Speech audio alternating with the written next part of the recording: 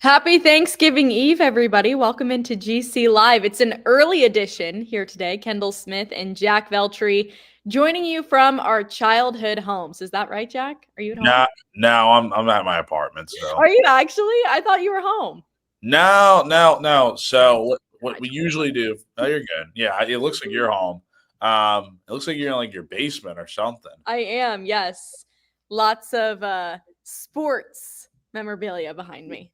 We love to see it. Yeah, no, I haven't left yet. I'm still gotta go to coordinators today, and then I'm on the road after that. But happy Thanksgiving, everyone tuning in, and happy Thanksgiving to you, Kendall. Happy Thanksgiving, Jack. And yes, happy early Thanksgiving to everybody that is watching. I'm so excited about tomorrow. I cannot wait. I love Thanksgiving. I think it is a very underrated holiday. I mean, I know a lot of people like it and people speak highly of Thanksgiving, but I am so excited, Jack, for some delicious food tomorrow. It's going to be great. Me too. What is your go-to side item, as everyone likes to ask? And are you a turkey person? I heard Alyssa Lang yesterday saying that she's not a turkey person. Oh, Alyssa said that? She's 100% right, because I'm not either. I would rather have steak. Really? I am not a turkey person. I will have it, but like that much turkey. So I can just say I did it because obviously it's Thanksgiving, so you kind of have to. But I would rather have steak than turkey. I talked with my mom about this. I was like, Mom, please, please, please do steak and turkey. And she was like, no, we're not going to do that. But I have been doing the carnivore diet. So I've been eating a lot of steak recently, a lot of like red meat, hamburgers, that type of vibe. So I really wanted steak, but tomorrow I'm going to have to settle for turkey. But your original question, side item, mac and cheese. Yes. 50% of my plate is going to be mac and cheese. I don't care. And I just said I'm doing the carnivore diet, but not tomorrow. Tomorrow doesn't count. Tomorrow doesn't count. Yes. What about you? I like turkey. I like ham. Obviously, it's a good choice, but interesting for Thanksgiving.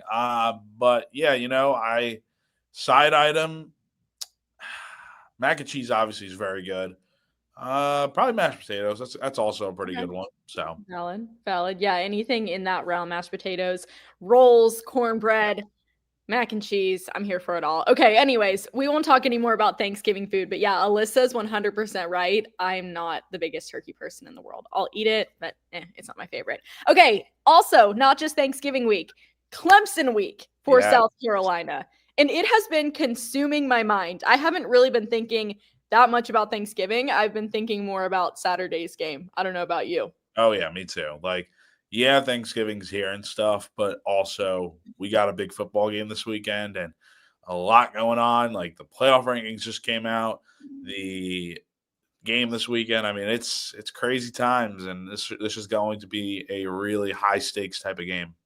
Yeah, and I think that this one is so different, obviously, from years past for a couple of reasons, but the first one being the playoff implications of this game, not just for Clemson, but for South Carolina as well. Last night, the new and updated rankings came out. Clemson 12th on that list, South Carolina 15th. So for both of these teams, you know that a win here could put you in a decent position to get into the playoffs. Specifically for Clemson, South Carolina might need a little bit more help from some other teams potentially losing that are ranked higher than them right now. But if you're going into this game, either team, you're like, okay, this is an absolute must win to make the playoff. We use that term all of the time, must win. But truly, Jack, do you see this game as a must win for South Carolina? It's an elimination game, I think, for either team, because Carolina would not even be in the discussion next week if they lose this game. And then as for Clemson, 9-3, it becomes a lot tougher as an ACC team. I don't think any 3-loss ACC team is getting in, barring Miami losing, which would put Clemson in the ACC title game, and they'd have to win that game to get in as an auto bid. But as an at-large, absolutely not. So the loser of this game's out. The winner is more likely than not going to have a fair chance to get in. Okay, so go ahead. Sorry. Finish your sentence. Sorry. No, you're good. Go ahead. No, I was just going to say, I'm wondering, overall you see that. Okay, South Carolina 15th in the college football playoff rankings.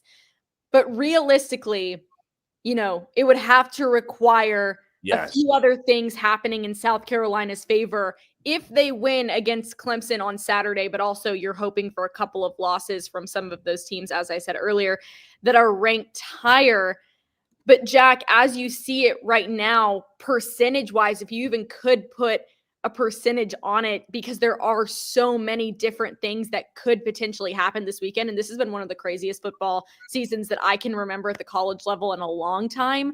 But realistically, like, do you actually see a path for South Carolina that isn't extremely narrow? It's there. Number one, beating Clemson, it should put you at 12 next week because Clemson's ranked at 12 and you have Alabama and Ole Miss ahead of you. I get the head to head apparently all of a sudden matters now. The committee flip flops on what they care about and what they don't care about. It's all a jumbled mess. I will say though, Carolina should be able to jump up to 12 hypothetically if they beat Clemson because Alabama and Ole Miss don't really play. I know they got the rivalry games this weekend, but those are inferior opponents that really aren't that good. And then after that, you would definitely need a few things to happen. I think number one, you probably need Notre Dame to lose because if they were to lose to Southern Cal this weekend, that's a loss to a 7-5 team. And let's also not forget they lost to Northern Illinois, a MAC team, to open the year. And then you probably need a team like Tennessee to fall out because I don't know if South Carolina can get in. They're not going to be able to get in if all these other teams continue to win. The key here, at least in my opinion, is you need to get to number 10. I think that's probably the sweet spot for South Carolina because I'll tell you what, Boise State, the group of 5 potential champion here, is at number 11. And if they get in, that would mean right now Arizona State, who's behind South Carolina at 16, would be the 12 seed as the final champion in the Big 12. So I think for Carolina, you got to find a way to leapfrog Boise State as well and get to about 10. You'd like for Tennessee to lose. You'd like for Notre Dame to lose. And I think you would also like for either Miami or SMU. And I mean, like, it doesn't really matter, but Indiana, I think, losing as well. It's a lot, but the main ones I'll say definitely need to happen. Tennessee needs to lose. Notre Dame needs to lose. And you'd probably like one more team in front of you to lose. Yeah, and Jack, you just talked about it. I mean, there are so many different factors that contribute to where teams fall on this rankings list, if they get in, if they don't get in.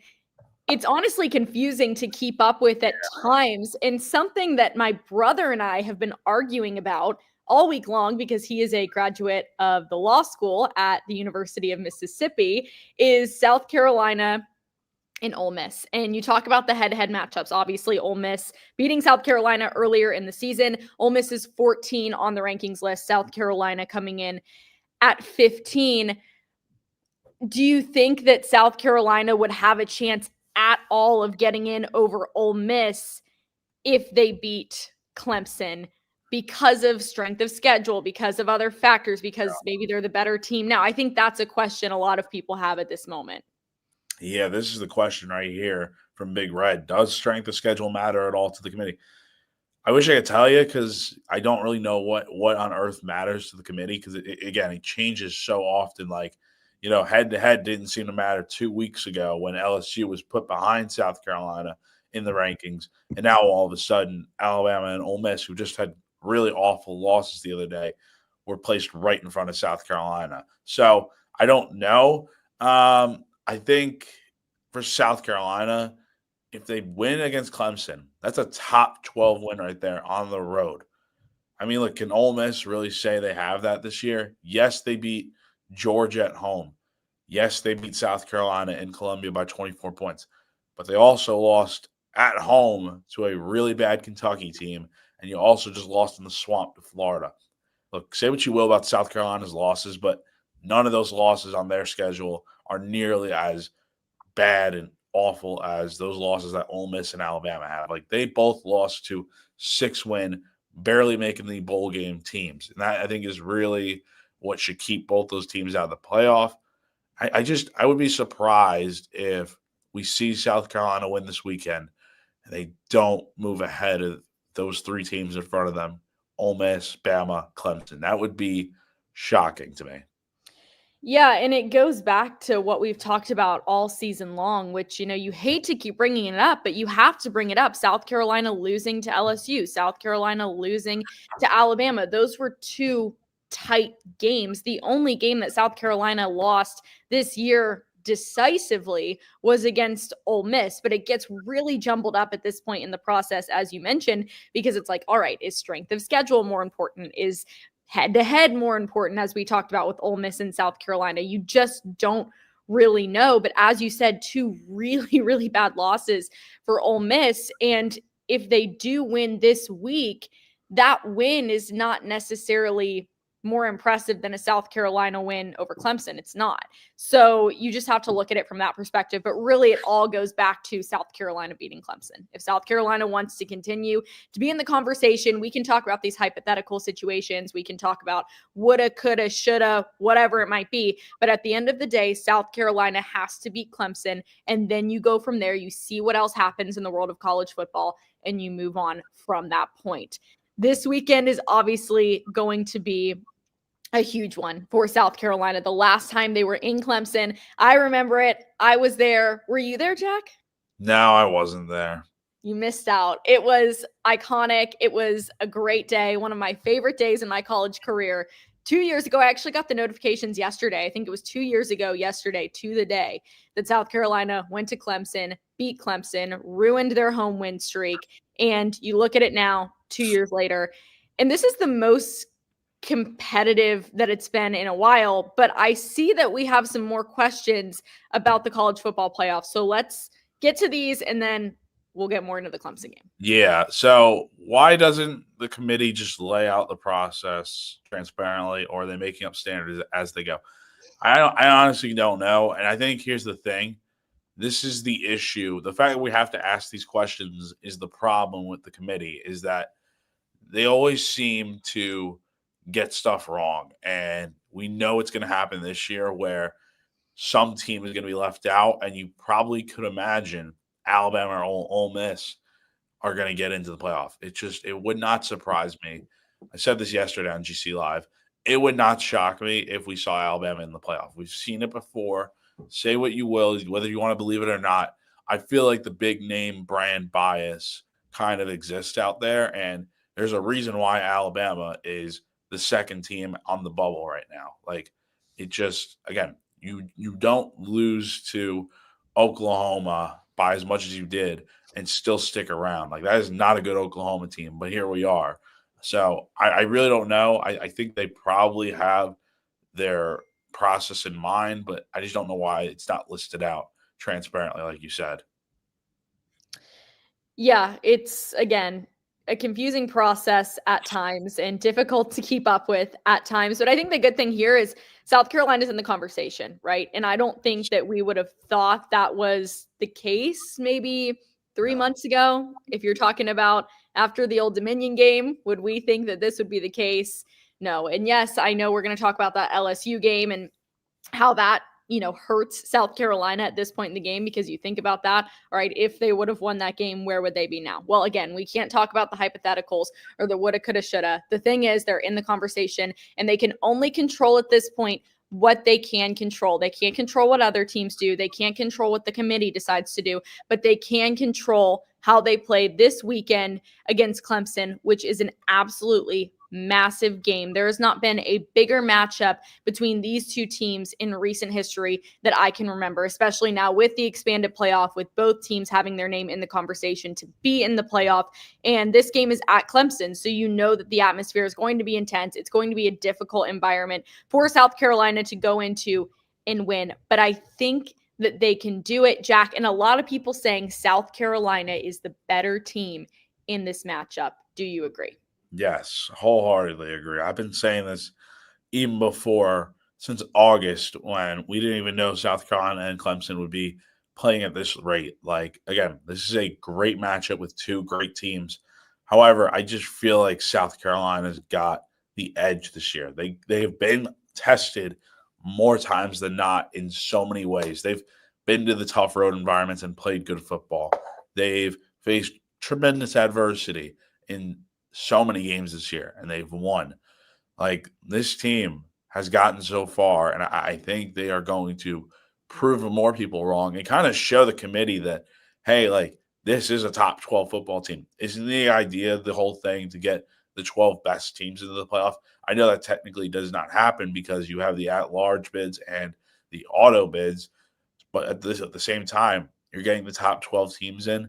I think South Carolina is proving that with a win, they definitely should be one of those teams, even though they have 3 losses on their schedule.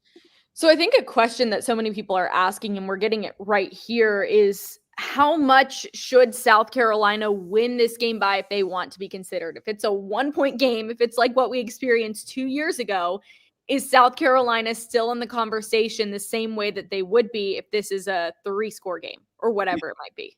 They just need to win. I know that's cliche, but like they just need to win. And I think we worry about them winning by like 10 points and stuff. We're going to get ourselves into weird situations here where South Carolina, we're thinking like, oh, they got to win this game by that much. Just win the game. Take care of business. And if you happen to win by 10 points, great. If you look, it would obviously help a lot if you won this game by double digits convincingly. But if you win the game on the road, I think that should still say a ton. Like a top 12 win on the road is still a top 12 win on the road. It doesn't matter if you win by 100 points or none. Like as long as you win this game and you do it, I mean, like I don't know, but I know a lot of people think this team needs to win convincingly. I do think that South Carolina needs to win convincingly in this game. I agree with you. Like, win, that's the most important thing. But I think to be strongly considered by the committee, South Carolina needs to win this convincingly. And that's for a couple of reasons. There's always going to be the committee, I think, kind of looking at it from the perspective of, oh, well, they barely won, or, oh, it just came down to this little thing. Like, don't leave any doubt. Like, you cannot leave doubt in this game whatsoever that you are a top 12 team in this country. Like, you have to give the committee every reason to believe that you deserve to be there. And if it just comes down to one play, or it's a really close game, or it's a last second field goal, or whatever it might be, that gives them more of an opportunity to sit there and say, well, I don't know. I'm not sure if South Carolina really was the better team in that situation. That could have been just a fluke. So in my opinion, it doesn't have to be a 3-score game, but I think you are looking at a pretty solid, strong win, not only from a score standpoint, but just from maintaining the entire game a level of consistency and also putting pressure on Clemson to where you look like the dominant team throughout the course of the entire game, all 4 quarters in all 3 phases. You can't give them any opportunity to say, well, it should have been this way, or it could have been a different outcome had this one little thing changed. So that's why, in my opinion, I do think that they need to win pretty convincingly. Again, I'm not saying by 3 scores, but in my mind, in the way that the committee works and the way we've seen this pan out over the last few years, and obviously it's different this year having more teams in the college football playoff, but I do think South Carolina, because it's South Carolina, unfortunately, it's true, might get a little less respect from the standpoint of, you know what, they deserve to be in this playoff if it's a close win. Like, I just think a win on the road in that type of environment against look, if Clemson wins, they're squarely in the playoff picture. Like, I just would be shocked if we get to next Tuesday with the penultimate final rankings and we just see Ole Miss and Alabama still ahead of South Carolina. Like, if that's the case, that would tell me that they're not getting in. Like, unless craziness happens again, but it's tougher with conference championship weekend. And this is South Carolina's last chance to show the committee what they've got. Like, this is the final curtain call. This is all you got. So you really do have to lay it out all on the line here. And the last thing you want to do in this game, like 2 years ago, Clemson is fall behind 14-0, and then you have to come from behind and win like they did, Kendall, in Death Valley 2 years ago, 31-30. So you want to get out to a big lead early, hopefully. Just hold on to it the rest of the way. But look, the goal is to win the game, and we'll see what happens. That's all you can really do. So Exactly. Control what you can control.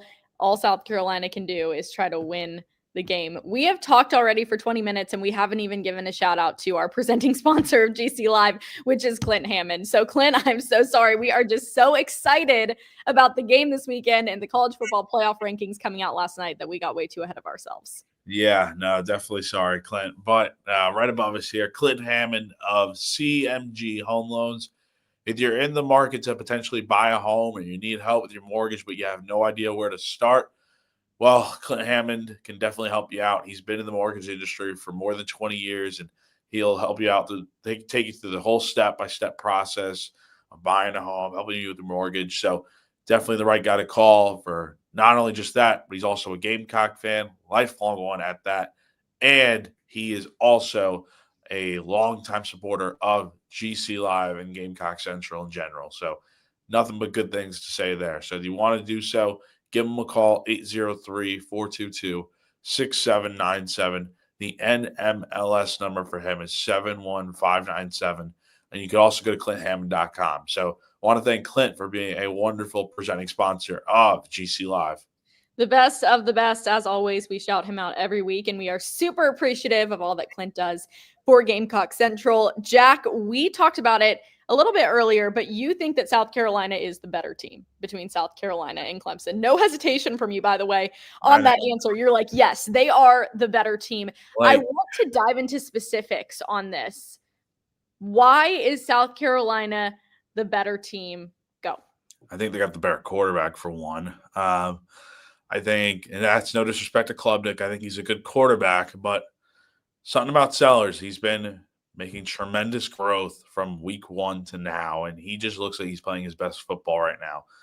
Number two, I think the defense is better. I think we're going to see potentially what we saw with Georgia against Clemson to open the year. I know that was week one, but let's face it, Clemson hasn't faced a defense like South Carolina's since that opening game of the year. ACC play is not the same level of competition, in my opinion, that you'll get every week in the SEC. So I think South Carolina could really benefit from that being, look, Clemson's offensive line's a little banged up. So how does that impact things? They've also been down a few guys. How does that impact things as well?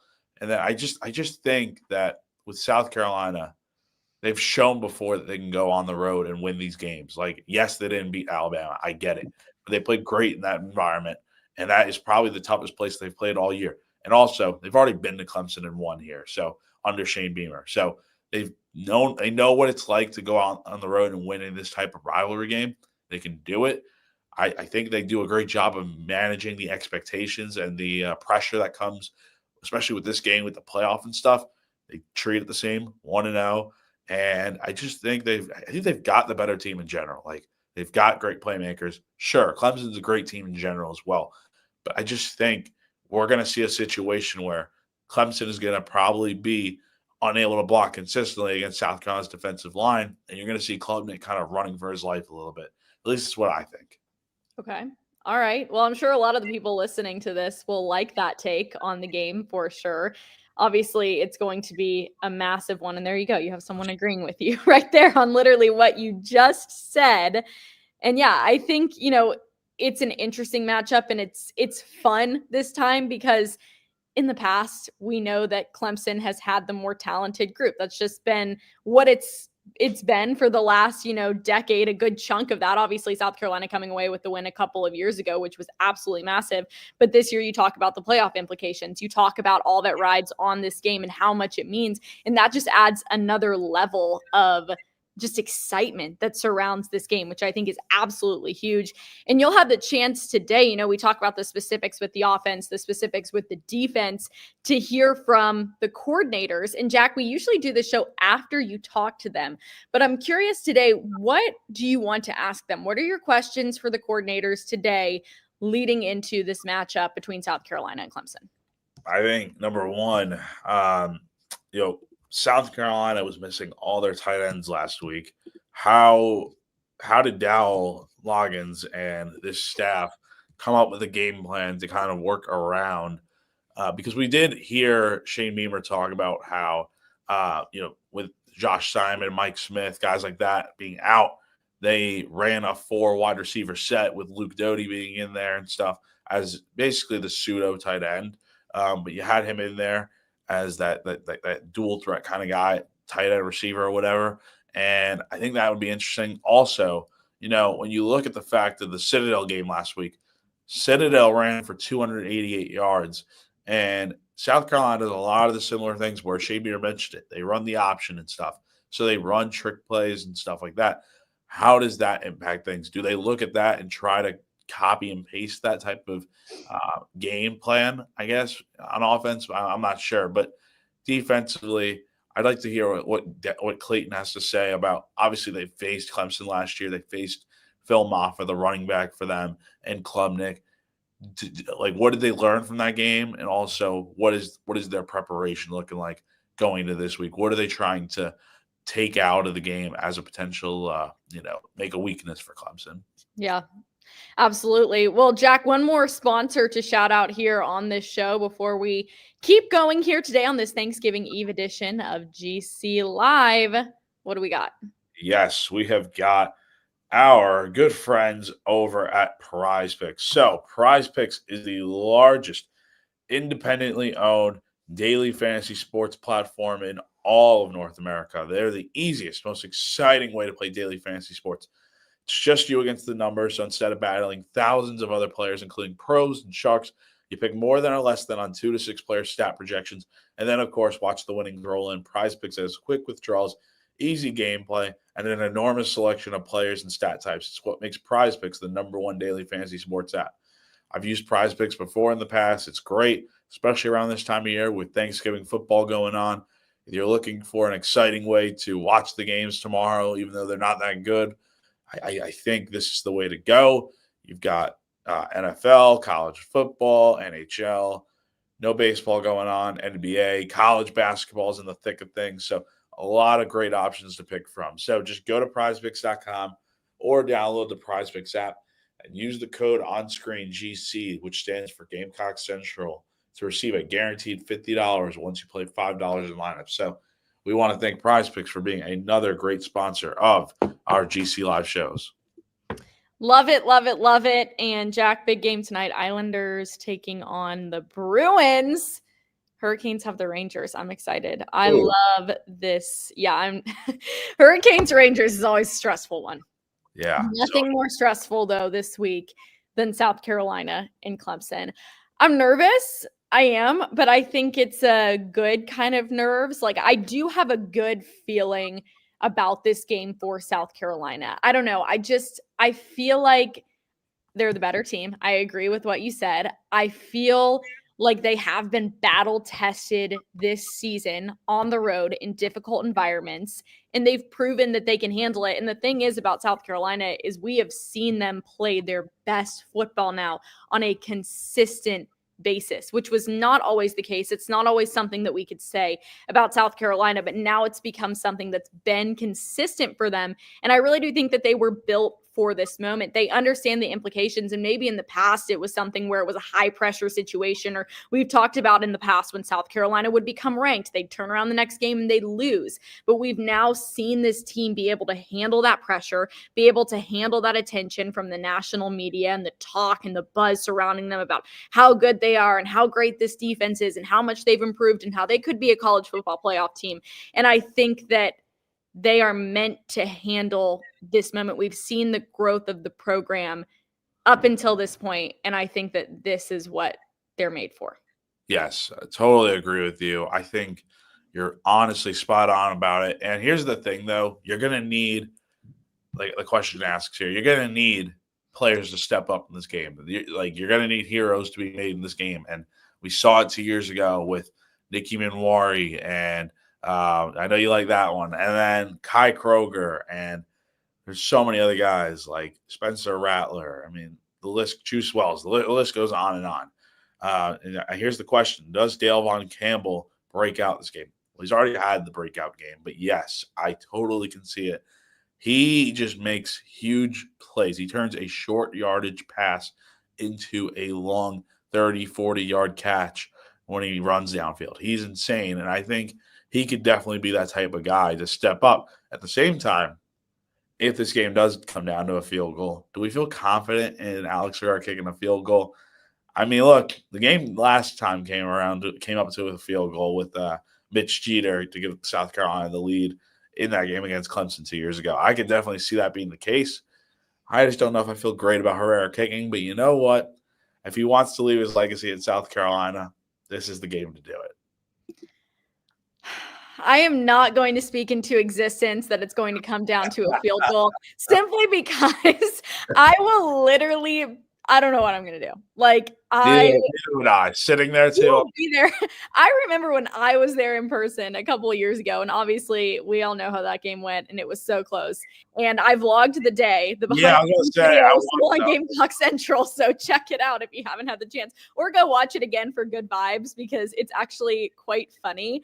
My hands were sweating. I get very clammy hands when I get nervous. Sweating. Of course, I'm working the game, so you're not supposed to react to anything. Like, anything could happen, and you're just supposed to sit there like this. You can't say anything, and you can't do anything. But in my head, my thoughts are racing. My mind is going crazy. I'm like, oh my gosh. So I just hope, for the sake of everybody, that it doesn't come down to a field goal, because I cannot handle that type of stress. I can't handle that type of stress. And I'm sure a lot of people are in agreement with me about that specific situation. But yeah, you talked about Nick Eamon-Warry and his game 2 years ago against Clemson. I love that moment. And that is my favorite thing in the world, because Nick has an iconic quote that he told me when he committed to South Carolina and signed on National Signing Day. He said something that is now famous in the world of Gamecock Nation. Clemson is on the clock, and he turns around the next year and South Carolina beats Clemson and ruins their home win streak. So that's why it was just amazing, that entire moment as a whole, what happened at the end of that game, how Nick Eamon-Warry was able to play such a big role in South Carolina's win. But yeah, I do not need it to come down to a field goal. No way. No. Nobody needs that. Nobody needs that stress. No, it's not good for anyone's mental health. But you know what? With the way the season's gone, I wouldn't rule out we get something else crazy this weekend. But it'll be a lot of fun, hopefully. Yeah, I think it'll be a great game. It'll be a ton of fun. Obviously, a spotlight on this game for sure. I think that this is the game to watch at noon. Yes. Sorry, Ohio State, Michigan. It's just, it's not the same this year. Michigan's not as good. Like, Ohio State should roll through that game. I say that, and then that will happen. But, I mean, that's what everybody assumes is going to happen. Wholeheartedly. Watch this game. Top 15 showdown. I think it's the best game of the weekend at that. Like, we can say what we want about Texas A&M and stuff. This game is massive, and it's going to be a good one. Who did you pick for Texas A&M? Jack does staff picks every week.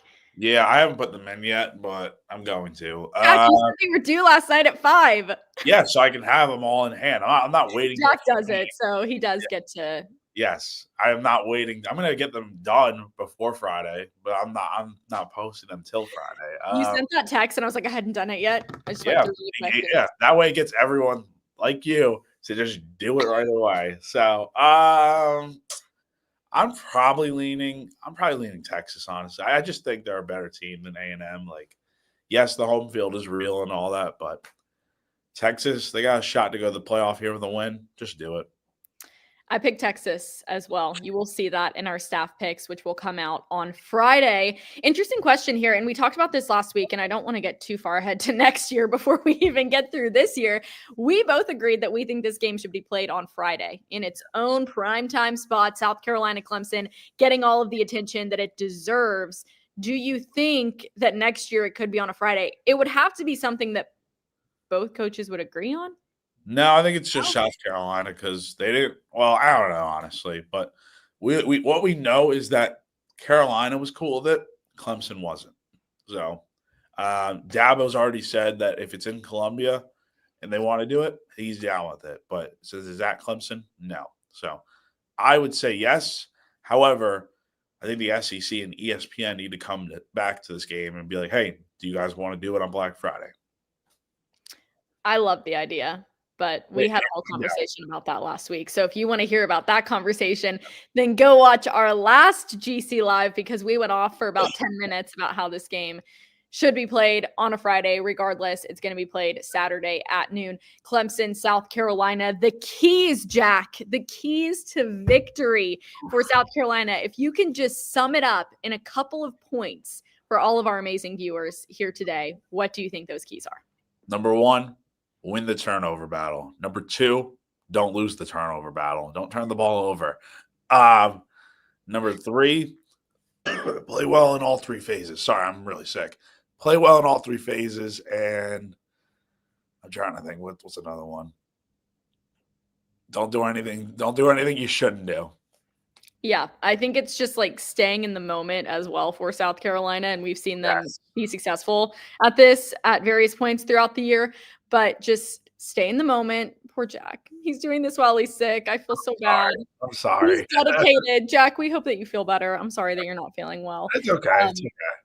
But hopefully a win this weekend will allow you to feel a little bit better. I think it just does come down to South Carolina really playing in the moment, not getting too high or too low at various points in the game, but just taking it quarter by quarter. And I agree with you. You have to be successful in all 3 phases if you're South Carolina. I liked your first 2 points. Win the turnover battle and don't lose the turnover. Like literally, don't make mistakes that you shouldn't be making. Yeah, I agree. Well, you know what? I think we're going to call it on this GC Live here today. We're going to let Jack go rest up a little bit. Everybody send him your best wishes here because he has a busy rest of his day. He has a busy week. And we know that this is an intense week from a standpoint of covering it as a member of the media. It is all eyes on you for the next few days, and South Carolina Clemson will be getting their rightful attention. Playoff implications for this game. It's going to be massive this Saturday at noon. We appreciate all of you joining us here on this edition of GC Live. We wish you all a very, very happy Thanksgiving, and stay tuned because Wes and I have a recruiting rundown coming your way this week. National Signing Day will be here before we know it, so we'll have that coming your way. Jack has a ton of great content coming your way over on GamecockCentral.com, and follow us on social media at Gamecock Central. Jack, I'm expecting a behind the scenes video this week. We're going to. I watched back on yours for inspiration, and I do remember you like filmed all this stuff in the beginning of the game. Then it's like fourth quarter, like I can't film anymore, guys. Like, oh my god, this is crazy. Like honestly, I literally cannot put myself on camera at this point. I will film my reaction to the game and send it to you to put in the vlog. Yes, let's do it. Let's do it. If it comes down to like a last second situation, I will film my reaction and I will make a special appearance in Jack's vlog. Yes. And yes, shout out to South Carolina's band. This is a huge point right here. This is so awesome and amazing, and we're so proud. So watch them in the Macy's Thanksgiving Day parade tomorrow. Like, that is the biggest accomplishment, to be invited to be able to do that. They are so good, and I'm so excited to watch them. I hope they're having the best time in New York City, and massive shout out. That is huge. Yes, massive. Tune in tomorrow. NBC, CBS, whatever station you watch it on NBC. But let's see it. It's going to be awesome tomorrow. Absolutely. Well, happy Thanksgiving to each and every one of you. Thank you for joining us here on GC Live. Big game coming up this weekend. So we will keep you updated with everything you need to know. For Jack Veltri, I'm Kendall Smith. Happy Wednesday, everybody, and we will see you here soon.